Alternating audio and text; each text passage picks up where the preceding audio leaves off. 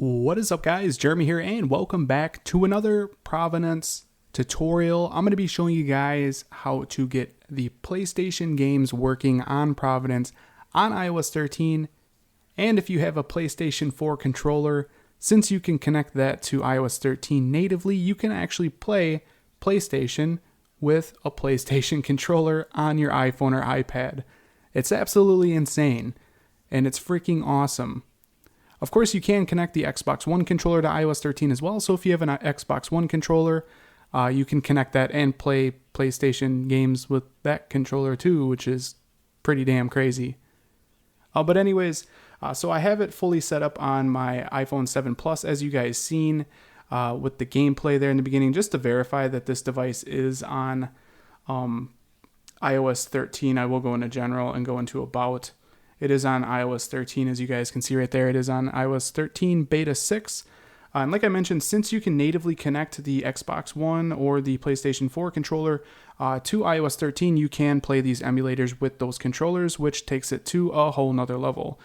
So down in the description, I'll put the best prices I can find on PlayStation 4 and Xbox One controllers.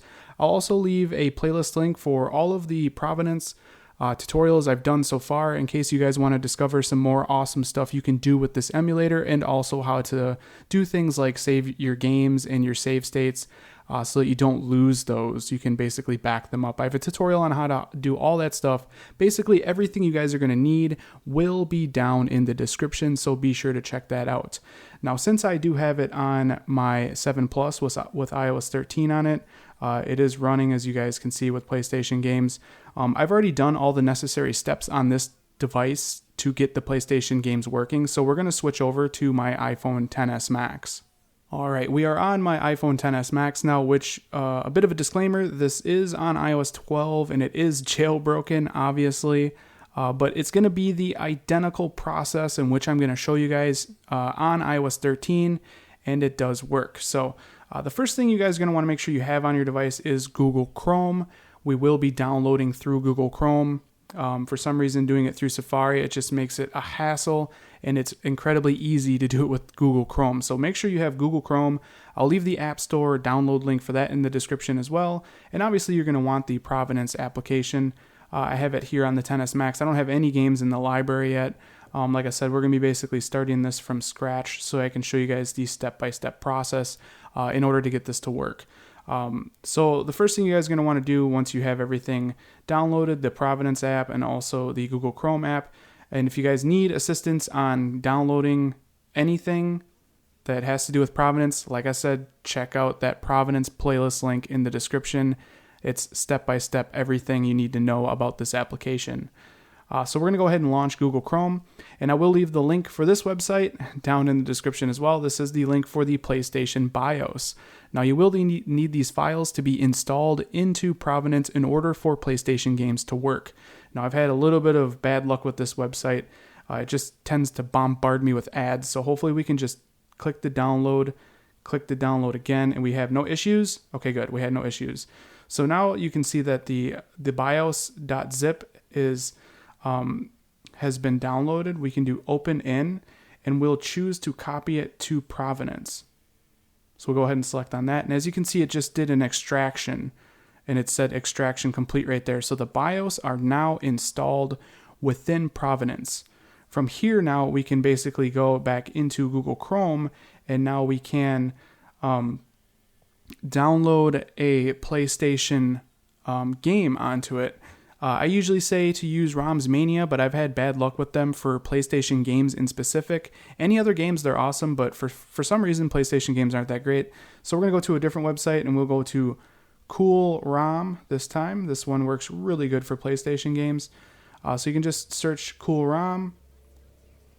Go to coolrom.com. Again, I'll leave the link for this in the description as well. Everything you guys need will be down in that description. So from here, we're going to go to ROM files, and we're going to swipe down until we see Sony PlayStation. Now, one thing to watch out for is certain PlayStation games are extremely large. They're so large that they're considered a multiple disc game. This is not a tutorial for multiple disc games. This is just a strictly one disc game. So if you are trying to download a multiple disc game and it's not working, you have to do a different procedure to get the game to work. Like I said, I'm not going to cover that in this video just because it's a bit more in-depth than this. I'll probably cover that in a future video, so that'll be included in the playlist for Providence as well. So if you guys want to see how to do multiple disc games, like I said, check out that playlist. So we're just going to go ahead and I'm going to do a game that I know works, and we're just going to do Tekken 3. It's kind of my go-to game. It is a large file. So let's click on the T's here, and then we'll go down until we find Tekken 3. So here it is right here, Tekken 3. I'm just going to click on that. And then I'm going to swipe down until I get to the Download Now button. And click on Download Now. And then you get the little pop-up on the bottom here. As you can see, it's a fairly large game. It's 458 megabytes, so about a half a gigabyte inside size. So I'm going to click on Download. Now this part can take quite a while, and I'm talking like 10 to 20 minutes. It's a pretty big game. Also, you know, it has to do with the servers of CoolROM, how quick they are, also how fast your internet connection is or your cellular connection. There's a few variables, and downloading big games tends to take quite a while. So I'll be done once the game is done downloading.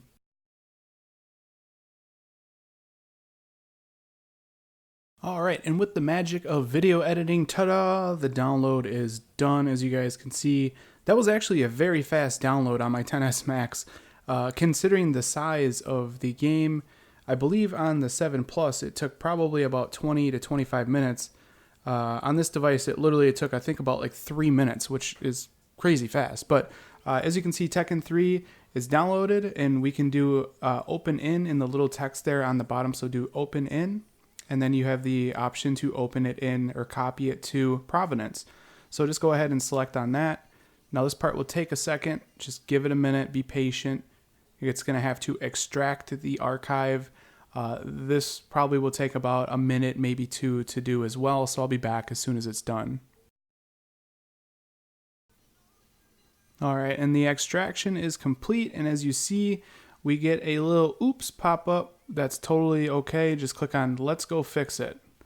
And then you will select on the game, Tekken 3, and then you choose the system you're trying to play it on. And of course that is PlayStation, and now it's saying there is no conflict, so we can click done. And as you can see, there is Tekken 3. Now whenever it has these issues, it never gives you the game art. I'm going to quickly show you guys how you can fix that just so it looks visually better, in my opinion. Go to new pages here, and then I'll do a Google search of Tekken 3, just like so. Click on go, and then I'm gonna switch over to the images here, and then I'm just gonna select on what looks to me to be a good art, probably just this one right here, I guess. Now we can click and hold on it, and we can do copy image. We can exit out of Chrome. We can go back into Providence, click and hold on the game, and then you can do paste custom artwork. And there we go. Now we have our artwork on it, and from here we can just click on the game and it will play. And it's as simple as that, guys. That's all you got to do to get PlayStation games working with Providence. It's really quite simple. And like I said in the beginning of this video, if you guys don't want to lose all of your games, your BIOS that you installed, all your save states, I do have a video tutorial on how to back all this stuff up. Playlist link is in the description. Be sure to check that out. But we can go ahead and let's just click start here. Let's go ahead and do arcade. I guess we'll click start again. We can select our character. As you guys can see, it is playing. It looks a little different now because I'm not connected to the PlayStation controller on this device. So it does have the on-screen controls. So if you don't have a controller, of course you can play the game just like this. So I'll just try to play a little bit here. As you can see, it does work.